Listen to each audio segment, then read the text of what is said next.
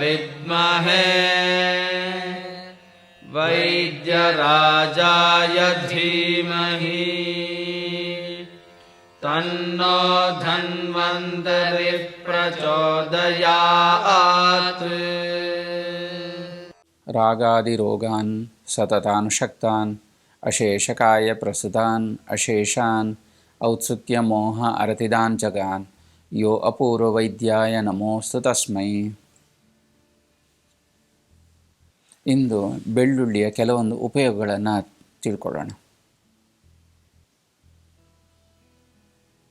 ಬೆಳ್ಳುಳ್ಳಿ ಹಲವಾರು ಸಂಪ್ರದಾಯಗಳಲ್ಲಿ ನಿಷಿದ್ಧವಿದ್ದರೂ ಅದರ ಔಷಧಿಯ ಗುಣಧರ್ಮಗಳನ್ನು ನೋಡಿದಾಗ ನಿಯಮಿತವಾಗಿ ಬೆಳ್ಳುಳ್ಳಿಯನ್ನು ಉಪಯೋಗಿಸುವುದು ಅತಿ ಸೂಕ್ತವಾಗಿದೆ. ಅತಿಯಾಗಿ ಬೆಳ್ಳುಳ್ಳಿಯನ್ನು ಉಪಯೋಗಿಸಿದರೆ ತಾಮಸ ಗುಣವನ್ನು ವೃದ್ಧಿ ಮಾಡಬಹುದು. ಅದಕ್ಕಾಗಿ ಪ್ರತಿನಿತ್ಯ ಸೇವಿಸದೆ ರೋಗ ಕಾಯಿಲೆ ಮನೆಮದ್ದಿನ ಉಪಯೋಗದ ರೀತಿಯಲ್ಲಿ ನೋಡಿ ನಿಯಮಿತವಾಗಿ ವೈದ್ಯರ ಸಲಹೆಯ ಮೇರೆಗೆ ಉಪಯೋಗಿಸುವುದು ಅತಿ ಶ್ರೇಷ್ಠ. ಬೆಳ್ಳುಳ್ಳಿಯನ್ನು ನಿಯಮಿತವಾಗಿ ಉಪಯೋಗಿಸುವುದರಿಂದ ಕಣ್ಣಿಗೆ ಒಳ್ಳೆಯದು. ಬೆಳ್ಳುಳ್ಳಿಯನ್ನು ಚಕ್ಷುಷ್ಯ ಎಂದು ಹೇಳಿದ್ದಾರೆ. ಕಣ್ಣಿಗೆ ಹಿತವನ್ನು ಉಂಟು ಮಾಡುವಂಥದ್ದು. ಕಣ್ಣಿನ ಆರೋಗ್ಯವನ್ನು ಉತ್ತಮ ರೀತಿಯಲ್ಲಿ ಈ ಬೆಳ್ಳುಳ್ಳಿಯು ಇಟ್ಕೊಳ್ತದೆ. ಹೀಗಾಗಿ ನಿಯಮಿತವಾಗಿ ಬೆಳ್ಳುಳ್ಳಿಯನ್ನು ಉಪಯೋಗಿಸ್ಬೋದು. ಅದೇ ರೀತಿ ಅಲ್ಪ ಪ್ರಮಾಣದಲ್ಲಿ ನಿಯಮಿತವಾಗಿ ಬೆಳ್ಳುಳ್ಳಿಯನ್ನು ಉಪಯೋಗಿಸಿದರೆ ಬುದ್ಧಿಶಕ್ತಿಗೆ ಸಹ ಒಳ್ಳೆಯದು. ಬೆಳ್ಳುಳ್ಳಿಯ ಅತಿ ಉಪಯೋಗದಿಂದ ಬುದ್ಧಿಶಕ್ತಿ ನಷ್ಟವಾಗ್ಬೋದು ಅಥವಾ ತಾಮಸ ಗುಣ ವೃದ್ಧಿಯಾಗಿ ಈ ಬುದ್ಧಿಗೆ ಒಂದು ಮಂಪರು ತರಹ ಬರ್ಬೋದು. ಅಲ್ಪ ಪ್ರಮಾಣದಲ್ಲಿ ಉಪಯೋಗಿಸಿದಾಗ ಬೆಳ್ಳುಳ್ಳಿಯು ಬುದ್ಧಿಶಕ್ತಿಗೆ ಒಳ್ಳೆಯದು. ಇನ್ನು ಪುರುಷರಲ್ಲಿ ಕಂಡುಬರುವಂತಹ ಸಂಭೋಗದ ಅಸಾಮರ್ಥ್ಯತೆ ಉಂಟಾದಾಗ ಇದರಲ್ಲಿ ಸಹ ಬೆಳ್ಳುಳ್ಳಿಯನ್ನು ಪ್ರತಿನಿತ್ಯ ಉಪಯೋಗಿಸ್ಬೋದು. ಬೆಳ್ಳುಳ್ಳಿಯನ್ನು ಹಾಲು ಮತ್ತು ನೀರಿನ ಸಹಯೋಗದೊಂದಿಗೆ ಕಷಾಯವನ್ನು ಮಾಡಬೇಕು. 100 ಮಿಲಿ ಹಾಲು, 100 ಮಿಲಿ ನೀರು, ಇದಕ್ಕೆ ಸುಮಾರು 10 ರಿಂದ 20 ಎಸಳುಗಳಷ್ಟು ಬೆಳ್ಳುಳ್ಳಿಯನ್ನು ಹಾಕಿ ಕುದಿಸಬೇಕು. ಈ ಕುದಿಸುವಂಥದ್ದು ಹೇಳುವಂಥದ್ದು ಒಂದು ಮಂದಾಗ್ನಿ ಅಥವಾ ಅಲ್ಪ ಬೆಂಕಿಯಲ್ಲಿರಬೇಕು.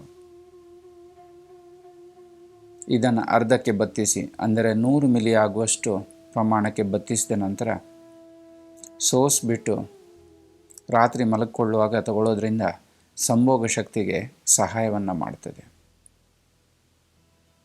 ಇನ್ನು ಸ್ತ್ರೀಯರಲ್ಲಿ ಮುಟ್ಟಾಗುವ ಸಂದರ್ಭದಲ್ಲಿ ಉಂಟಾಗುವಂತಹ ಒಂದು ಹೊಟ್ಟೆ ನೋವಿನ ಸಂದರ್ಭದಲ್ಲೂ ಸಹ ಬೆಳ್ಳುಳ್ಳಿಯಿಂದ ಇದೇ ರೀತಿ ಕಷಾಯವನ್ನು ಮಾಡಿ ಮುಟ್ಟಿನ ಸಂದರ್ಭದಲ್ಲಿ 3 ರಿಂದ 5 ದಿನಗಳವರೆಗೆ ತೆಗೆದುಕೊಳ್ಳುವುದರಿಂದ ಮುಟ್ಟಿನಿಂದ ಉಂಟಾಗುವಂತಹ ಯಾವುದೇ ಹೊಟ್ಟೆ ನೋವು ಕಂಡುಬರುವುದಿಲ್ಲ.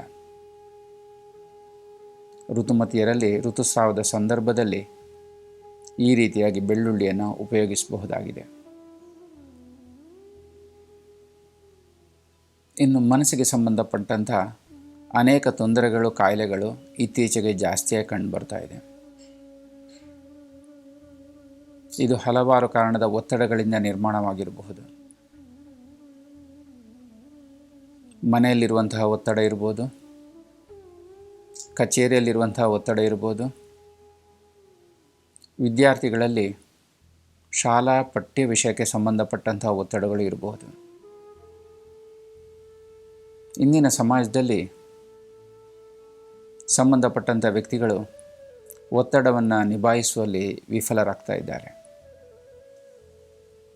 ಇದರಿಂದಾಗಿ ಚಿತ್ತೋದ್ವೇಗ, ಮಾನಸಿಕ ಕ್ಷೋಭೆ, ಅನಿದ್ರ ಅಥವಾ ನಿದ್ದೆ ಬರದೇ ಇರುವಂಥದ್ದು ಇಂಥವುಗಳಿಗೆ ಪದೇ ಪದೇ ತುತ್ತಾಗ್ತಾ ಇದ್ದಾರೆ. ಇಂತಹ ಸಂದರ್ಭದಲ್ಲಿ ಸಹ ಪಥ್ಯವಾಗಿ ಬೆಳ್ಳುಳ್ಳಿಯನ್ನು ಪ್ರತಿನಿತ್ಯ ಉಪಯೋಗಿಸ್ಬೋದು. ಇಂತಹ ವ್ಯಕ್ತಿಗಳಲ್ಲಿ ಪಿತ್ತ ಸಂಬಂಧಿ ಕಾಯಿಲೆಗಳು ಅಥವಾ ರೋಗಗಳಿದ್ದರೆ ಬೆಳ್ಳುಳ್ಳಿಯ ಸೇವನೆಗಿಂತ ಮುಂಚೆ ವೈದ್ಯರ ಸಲಹೆಯನ್ನು ಪಡೆಯೋದು ಅತಿ ಅವಶ್ಯಕವಾಗಿದೆ.